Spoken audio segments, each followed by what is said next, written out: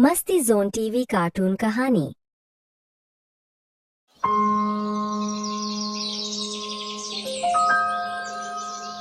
एक छोटे से गांव में बथुआ नाम का आदमी रहता था। बथुआ बहुत ही आलसी था। वो कोई काम हिलकर नहीं करता था। वो महीने में केवल 1 या 2 दिन ही काम करता था और पूरे महीने घर में खाली पड़ा रहता था। एक दिन बथुआ सोचता है, इतने बड़े घर में मैं अकेला रहता हूँ। अकेले की वजह से मेरा मन भी नहीं लगता। गांव के सभी लोग कितने खुशहाल हैं। बस एक मैं ही हूँ जो फटे हाल जिंदगी जी रहा हूँ। पता नहीं कब तक ऐसे ही चलता रहेगा। क्यों ना मैं भी शादी कर लूँ। अगर मैं शादी कर लूँगा तो मैं भी अपनी पत्नी के साथ हंसी खुशी अपनी जिंदगी बिता सकूंगा। मुझे अपनी शादी के बारे में अशोक चाचा से बात करनी चाहिए। फिर बथुआ अपने चाचा के घर चला गया और चाचा से बोला, चाचा, अब अकेले रहते रहते मैं थक गया हूँ। मैं सोच रहा था अगर तुम मेरी शादी करवा दोगे तो बहुत अच्छा होगा। लेकिन बथुआ तू कुछ करता तो है नहीं। एक दिन काम करता है और 4 दिन घर लेटता है। बथुआ बेटा, मेरी एक बात ध्यान से सुनना।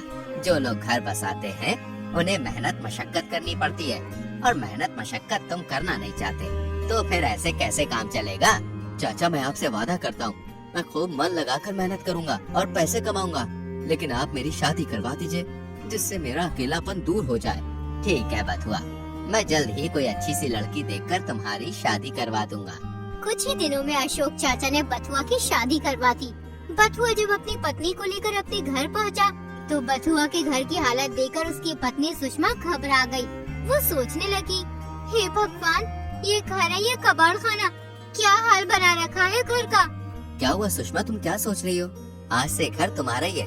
अब तुम आ गई हो तो तुम्हारी वजह से ये घर भी खुशहाल हो जाएगा। अब तुम आराम कर लो, मैं किसी काम से बाहर जा रहा हूँ। थोड़ी देर में वापस आ जाऊंगा। सुषमा पूरे घर की अच्छी तरह सफाई करती है और फिर खाना बनाती है। अपनी पत्नी के हाथ का खाना खाकर बथुआ सोचने लगता है, आज वर्षों बाद इतना स्वादिष्ट और पेट भर के खाना खाया है। अब मुझे किसी चीज की चिंता करने की जरूरत नहीं है। रोज सुषमा के हाथ का गर्मा गर्म खाना खाया करूँगा। यूं ही कुछ दिन बीत गए। जब सुषमा ने देखा कि उसका पति सारा दिन घर में पड़ा रहता है, कहीं काम धंधा करने नहीं जाता, तो एक दिन सुषमा अपने पति बथुआ से बोली, आप सारा दिन घर पर सोते रहते हैं, ऐसे कैसे काम चलेगा? आप कुछ करते क्यों नहीं हो? भाग्यवान, अभी थोड़े दिन पहले ही मैं ये सोच रहा था कि मुझे काम की तलाश करनी चाहिए। कब तक सोचते रहोगे? ऐसे सोचने से घर नहीं चलता है, काम धंधा करने से चलता है। अब केवल थोड़ा सा ही आटा बचा है जिससे 2-4 दिन की ही रोटी बन सकती है। अगर तुम काम नहीं करोगे तो भूखा मरने की नौबत आ जाएगी। अरे भाग्यवान, तुम चिंता मत करो। ईश्वर ने चाहा तो मैं जल्द ही कोई काम तलाश कर लूँगा। यूं ही कई दिन बीत जाते हैं। सारा घर का राशन खत्म हो जाता है। सुषमा अपने पति से कहती है, अब घर में भोजन बनाने के लिए कोई भी सामान नहीं है। मेरी समझ में नहीं आ रहा है कि मैं क्या पकाऊं और क्या तुम्हें खिलाऊं। लगता है अब तो भूखा ही रहना पड़ेगा। तुम परेशान मत हो सुषमा, मैं अभी घर के राशन का इंतजाम करके आता हूँ। इतना कहकर बथुआ घर से चला जाता है। घर की ये हालत देखकर सुषमा सोचने लगती है, हे भगवान, मैंने क्या सोचा था और ये क्या हो गया? ये आदमी तो एकदम निखट्टू है। इसके साथ जिंदगी कैसे कटेगी? ये तो कुछ काम धंधा करना ही नहीं चाहता है। कुछ ही देर में बथुआ सामान से भरे 2 झोले लेकर अपने घर आता है। इतना सारा राशन का सामान देखकर सुषमा अपने पति से बोलती है, आपके पास तो एक भी पैसे नहीं थे, तो फिर आप ये सामान कहाँ से लेकर आए? अरे भाग्यवान, मैं ये सारा सामान अपने दोस्त सुधीर की दुकान से उधार लाया हूँ। जब मैं कोई काम करूँगा तो उसके पैसे लौटा दूंगा। तुम ये उधार लाए हो? किसी का उधार करना अच्छी बात नहीं है। तुम कुछ करते तो हो नहीं, फिर उधार कैसे चुकाओगे? अगर तुमने समय पर उधार नहीं चुकाया तो आज उधार देने वाले कल इज्जत खराब करेंगे, तब क्या होगा? तब की तब देखी जाएगी। मैं मूर्ख नहीं हूँ, हर चीज का पहले से ही इंतजाम करके रखता हूँ। अब जब भी घर का राशन खत्म हो जाता तो बथुआ किसी न किसी से पैसे उधार लेकर घर का राशन ले आता। इस तरह उस पर काफी कर्ज हो गया। लोग अपना पैसा लेने के लिए उसके घर आने लगे। इस सब से परेशान होकर सुषमा अपने मायके चली गई। पत्नी के जाने के बाद बथुआ की हालत पहले जैसी हो गई। एक दिन बथुआ सोचने लगा, जब से सुषमा अपने मायके गई है तब से मेरी हालत पहले जैसी हो गई है। ना तो घर में कुछ खाने को है और ना ही अब कोई उधार देता है। कर्ज वालों की सुबह शाम लाइन लगी रहती है। सुषमा सही कहती है कि उधार वालों के पैसे कहाँ से लौटेंगे। मुझे कैसे भी करके इन उधार वालों से अपना पीछा छुड़ाना होगा। एक काम करता हूँ, अपनी ससुराल चला जाता हूँ। 1-2 महीने वहीं रहूंगा और खूब खा पी कर मौज करूंगा। कर्ज वालों से पीछा छुड़ाने का ये अच्छा तरीका है। ना यहाँ पे रहूंगा और ना ही कर्ज मांगने वाले मुझे परेशान करेंगे। अगले ही दिन बथुआ अपनी ससुराल की ओर चल पड़ा।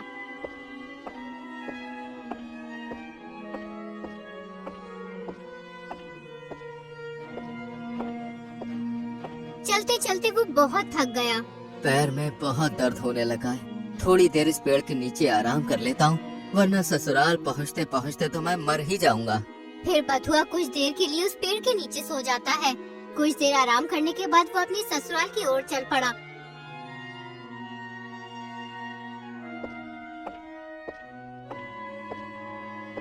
थोड़ी दूर चलने के बाद बथुआ फिर से थक गया। कोई सवारी भी तो नहीं है जिस पर बैठकर मैं अपनी ससुराल जा सकूं। तभी बथुआ की नजर एक घोड़े पर पड़ती है। घोड़े को देखकर बथुआ खुशी से झूम उठता है। अरे वाह, कितना खूबसूरत घोड़ा है। इससे बेहतर सवारी मेरे लिए और क्या हो सकती है। लेकिन ये घोड़ा है किसका?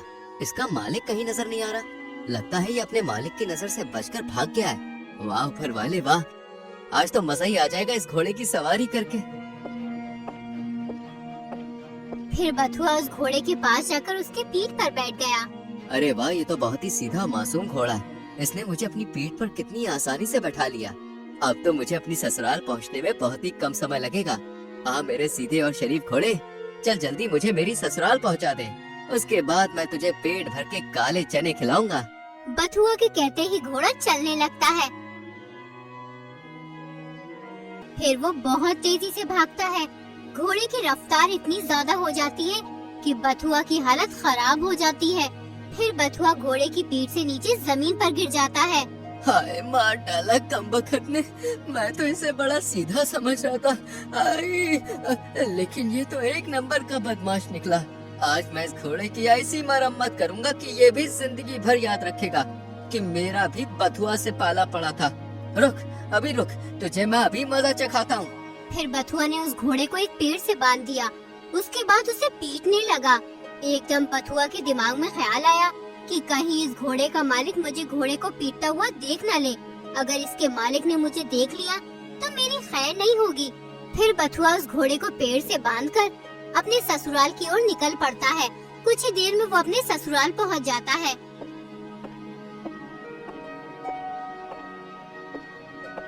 अरे दामाद जी, आप? मैं अभी सुषमा से आपके बारे में ही बात कर रहा था। आपकी उम्र तो बहुत लंबी है। अब बताइए, सब ठीक ठाक है ना? हाँ ससुर जी, सब ठीक ठाक है। मुझे आपकी याद आ रही थी, इसलिए आपके दर्शन करने चला आया। पास खड़ी सुषमा सब समझ रही थी कि बथुआ झूठ बोल रहा है। वो तो मुझे लेने आया है। अरे सुषमा, तुम खड़ी खड़ी क्या सोच रही हो बेटा? जाओ दामाद जी के लिए पानी वानी लेकर आओ। सुषमा बथुए के लिए पानी लेने चली जाती है। दामाद जी, मैं किसी काम से बाहर जा रहा हूँ, 1-2 घंटे में वापस आ जाऊंगा। इतने में ही सुषमा बथुए के लिए पानी ले आती है। फिर सुषमा बथुए से कहती है, कैसे हैं जी आप? अरे भाग्यवान, मैं तो मौज में हूँ। तुम बताओ, तुम कैसी हो? जी मैं भी ठीक हूँ। आप दूर से चलकर आए होंगे, थोड़ा आराम कर लो। मैं आपके लिए नाश्ता लेकर आती हूँ। कुछ ही देर में सुषमा बथुए के लिए मिठाई ले आती है। मिठाइयों की थाली देखकर बथुआ अपनी पत्नी से कहने लगा, अरे भाग्यवान, तुम ये मिठाई क्यों लाई हो? मिठाई खा खा कर तो मेरा जी भर गया है। अब तो मेरा मिठाइयों की तरफ देखने का भी मन नहीं करता। बथुआ की ये बात सुनकर सुषमा सोचने लगी, लगता है अब इनका काम धंधा अच्छा चल रहा है, तभी तो ये मिठाइयाँ खाने से मना कर रहे हैं, वरना ये तो बहुत मिठाई खाते थे। अरे भाग्यवान, क्या सोच रही हो? लाओ ये मिठाई मुझे दे दो। अब तो मेरे लिए इतने प्यार से मिठाई लाई हो, इसलिए थोड़ी बहुत तो खानी पड़ेगी। जाओ, अब तो मेरे लिए कुछ खाने का इंतजाम करो, मुझे बहुत तेज भूख लगी है। सुषमा बथुआ के लिए खाना बनाने चली जाती है। थोड़ी देर के बाद घर के बाहर शोर मचने लगता है। बथुआ घर से बाहर आकर लोगों से पूछता है, अरे भैया, इतना शोर क्यों मचा रखा है? क्या बात हो गई? दामाद जी, इस आदमी का घोड़ा कहीं भाग गया है। पूरे 5 दिन हो गए, लेकिन अभी तक इसका घोड़ा नहीं मिला है। अपने ससुर की बात सुनकर बथुआ सोचने लगा, कहीं इस आदमी का घोड़ा वही तो नहीं है जिसे मैं पेड़ से बांध करके छोड़ आया हूँ? पता नहीं इस वक्त मेरा घोड़ा कहाँ होगा। मैं उसे बिल्कुल अपने बेटे की तरह रखता था। आप घबराइए मत, आपका घोड़ा जल्दी मिल जाएगा। जरा आप मुझे अपना हाथ दिखाइए। फिर वो आदमी बथुआ को अपना हाथ दिखाने लगता है। हाथ देखते ही बथुआ बोला, तुम्हारा घोड़ा किसी दुश्मन ने गांव के बाहर वाले जंगल में एक पेड़ से बांध रखा है। लेकिन दामाद जी, आप इसका हाथ देखकर इतने विश्वास से कैसे बता सकते हो कि घोड़ा बाहर वाले जंगल में पेड़ से बंधा है? वो सब तो आपको मैं बाद में बताऊंगा। पहले आप जल्दी से घोड़े को लेने जाओ, इससे पहले कि उस घोड़े को कोई और खोलकर ले जाए। वो आदमी जल्दी से गांव के बाहर वाले जंगल में पहुंच जाता है। कुछ देर तलाश करने के बाद उस आदमी को घोड़ा एक पेड़ से बंधा हुआ मिल जाता है, जैसे कि बथुआ ने बताया था। उसके बाद वो आदमी अपने घोड़े को लेकर गांव की ओर चल पड़ता है और फिर अपने घोड़े से कहने लगता है, अरे मेरे प्यारे घोड़े, मैंने तुझे कहाँ कहाँ तलाश नहीं किया, हर जगह ढूंढा, लेकिन तू मुझे कहीं नहीं मिला। अगर सुषमा का पति मुझे नहीं बताता तो शायद तू मुझे कभी मिल ही नहीं पाता। तेरे बगैर तो यार मैं बिल्कुल अकेला पड़ गया था। वो आदमी घोड़े को लेकर घर आ गया और खुशी खुशी गांव वालों से कहने लगा, अरे भाइयों, सुषमा का पति तो बहुत ही बड़ा अंतर्यामी है। उसने मेरा हाथ देखने मात्र से ही मेरे घोड़े का पता बता दिया। अगर तुम्हारी भी कोई परेशानी हो या कोई चीज खो गई हो तो तुम सुषमा के पति को अपना हाथ दिखाकर उसके बारे में पता कर सकते हो। ये बात सुनकर सभी गांव वाले बथुआ की प्रशंसा करने लगे। सुषमा भी अपने पति की प्रशंसा होते देख खुश हो गई। एक दिन रात के समय बथुआ को बेचैनी सी हो रही थी, इसलिए वो घर से बाहर आ गया और फिर वो घूमने लगा। घूमते घूमते वो जंगल पहुंच गया। जंगल में उसका सामना चोरों से हो गया। चोरों को देखकर बथुआ बहुत घबरा गया। चोरों के सरदार ने बथुआ से पूछा, कौन हो तुम और इतनी रात में जंगल में क्या कर रहे हो? बथुआ बहुत ज्यादा डर गया। वो सोचने लगा, अगर मैंने इन्हें सच नहीं बताया तो ये चोर मुझे मार डालेंगे। ऐसा करता हूँ, इनसे झूठ बोल देता हूँ कि मैं भी चोर हूँ। तुम्हें सुनाई नहीं दिया मैंने क्या कहा? अरे भाई, गुस्सा क्यों हो रहे हो? मैं भी आप लोगों की तरह एक चोरी हूँ। बस फर्क इतना है कि तुम लोग एक साथ मिलकर चोरी करते हो और मैं अकेला चोरी करता हूँ। आज कहीं भी चोरी नहीं कर पाया, इसलिए थक हार के अपने घर जा रहा हूँ। अच्छा, तो तुम भी हमारी तरह एक चोरी हो। अब तुम्हें घबराने की कोई जरूरत नहीं है। तुम एक काम करो, हमारे साथ चलो। हमारे साथ चोरी करोगे तो खूब मौज करोगे। बेचारा बथुआ मरता क्या ना करता, ना चाहते हुए भी उसे चोरों के साथ जाना पड़ा।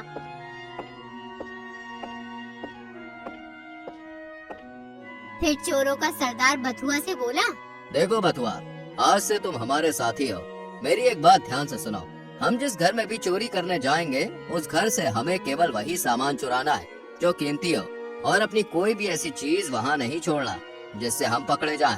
ठीक है भाई, मैं समझ गया। जैसा तुम कहते हो मैं वैसा ही करूँगा। फिर वो सब एक घर में चोरी करने के लिए घुस गए। सभी चोर चुपचाप सामान चुराने लगे। तभी बथुआ की नजर एक पीतल की परात पर पड़ी। रात होने की वजह से वो परात सोने की तरह चमक रही थी। बथुआ ने सोचा, अरे वाह, कितनी बड़ी सोने की परात है। ये इस घर में सबसे ज्यादा मूल्यवान है। अगर मैंने ये परात उठा ली तो चोरों का सरदार मुझसे बहुत खुश होगा। फिर बथुआ ने वो परात उठा ली। अरे, परात तो बहुत भारी है, इसकी तो बहुत अच्छी कीमत मिलेगी। एक बार इस परात को बजा कर देखता हूँ, माल अच्छा भी है या नहीं। जैसे ही बथुआ परात को बजाता है, घर के सभी लोग उठ जाते हैं और वो बथुआ समेत सभी चोरों को पकड़कर राजा के पास ले जाते हैं। और फिर उस घर का मालिक राजा को सारी बात बताता है। राजा बथुआ से पूछते हैं, क्यों भाई, तुम परात क्यों बजा रहे थे? परात बजने की वजह से तुम सभी पकड़े गए। बथुआ बड़ी चालाकी से राजा से बोला, महाराज, मैं चोर नहीं हूँ। मैं तो बहुत ही सीधा साधा और एक शरीफ इंसान हूँ। मैंने तो इन चोरों को पकड़वाने के लिए परात बजवाई थी। राजा ने बथुआ की बात पर विश्वास कर लिया। भला ये आदमी चोरों का साथी होते हुए भी परात क्यों बजाएगा? अवश्य ही इसने चोरों को पकड़वाने के लिए ही परात बजाई होगी। फिर राजा बथुआ से बोला, शाबाश नौजवान, हम तुमसे बहुत खुश हुए। तुमने बड़ी ही चतुराई से इन चोरों को पकड़वाया। इस खुशी में तुम्हें 20 सोने के सिक्के इनाम में दिए जाते हैं। बहुत बहुत शुक्रिया महाराज आपका। अब मुझे घर जाने की इजाजत दीजिए। फिर बथुआ 20 सोने के सिक्के लेकर अपने घर आ जाता है।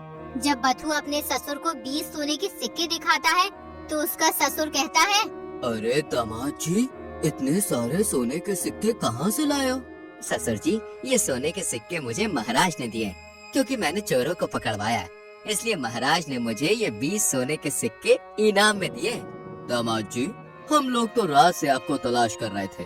हमने तो समझा था कि दामाद जी बगैर बताए अपने गांव चले गए, लेकिन आपने तो बड़ी ही बहादुरी का काम किया उन चोरों को पकड़वा कर। पूरे गांव में बथुआ की होशियारी की बात फैल जाती है कि सुषमा का पति बहुत ही होशियार है। उसने गांव में चोरी करने वाले चोरों को पकड़वाया है। सुषमा अपने पति की बहादुरी की बात सुनकर सोचने लगती है, मेरी तो मति मारी गई थी, जो इनके बारे में ना जाने क्या क्या सोचती थी कि एक नंबर के निखट्टू हैं, सारा दिन घर में पड़े रहते हैं। लेकिन मैं तो गलत थी, ये तो बहुत ही समझदार और होशियार है। आज के बाद मैं इनके बारे में कभी गलत नहीं सोचूंगी। गांव के बहुत से लोग बथुआ से मिलने आने लगे। बथुआ भाई, आपने तो कमाल कर दिया, लेकिन हमें भी तो बताओ, आपने उन चोरों को पकड़ा कैसे? अरे भाई, ये सब तो मेरी ज्योतिषी विद्या का कमाल है। मुझे तो एक दिन पहले ही पता चल गया था कि गांव में चोरी होने वाली है। फिर मैंने उन चोरों को रंगे हाथ पकड़कर राजा जी के पास ले गया। अब तो पूरे गांव में ये बात और भी ज्यादा फैल गई कि बथुआ एक बड़ा ही ज्योतिषी है। उसके पास हर चीज की मालूमात है। एक दिन अचानक रानी का हार चोरी हो गया। पूरे नगर में चोर की तलाश की गई, लेकिन चोर का कुछ अता पता नहीं चला। फिर राजा मंत्री से बोले, मंत्री, चोर का कुछ पता चला कि नहीं? महाराज, अभी तक उस चोर का पता नहीं चला, लेकिन महाराज, हमारे गांव में एक ऐसा आदमी है जिसे हर चीज का ज्ञान है। वो जरूर हार के बारे में बता सकता है। कौन है वो आदमी जिसके बारे में अभी तक हमें पता नहीं चला? महाराज, आप उसे जानते हो। वो आदमी वही है जिसे आपने चोरों को पकड़वाने की खुशी में 20 सोने के सिक्के इनाम में दिए थे। सैनिकों, जाओ, जितनी जल्दी हो सके उतनी जल्दी बथुआ को हमारे पास लेकर आओ।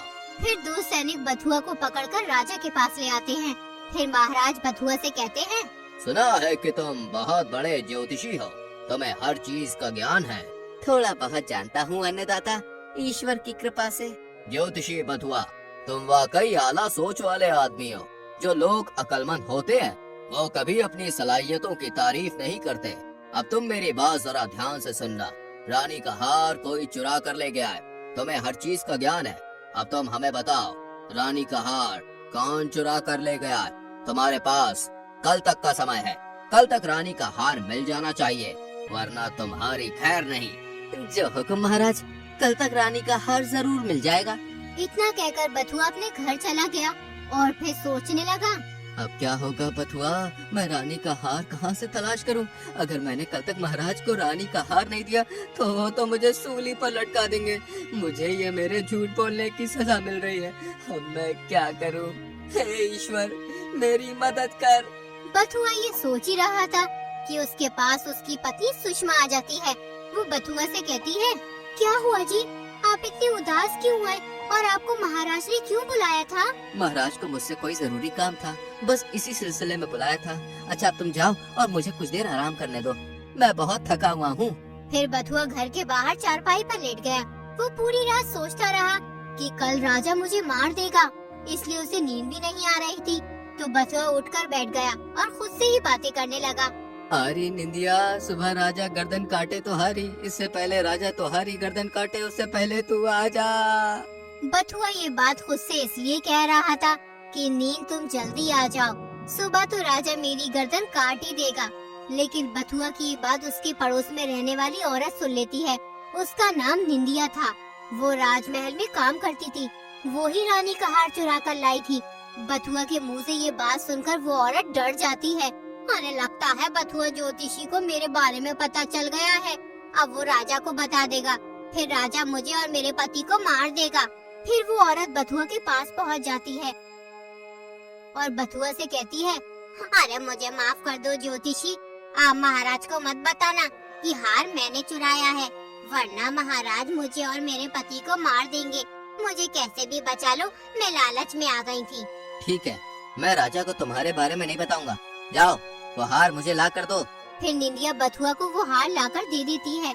अगली सुबह हार लेकर बथुआ राजा के पास पहुंच जाता है और फिर वो हार राजा को दे देता है।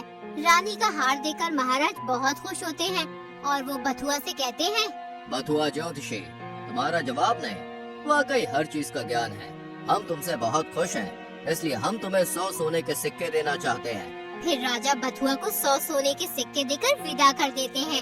अब बथुआ के पास काफी धन इकट्ठा हो गया था।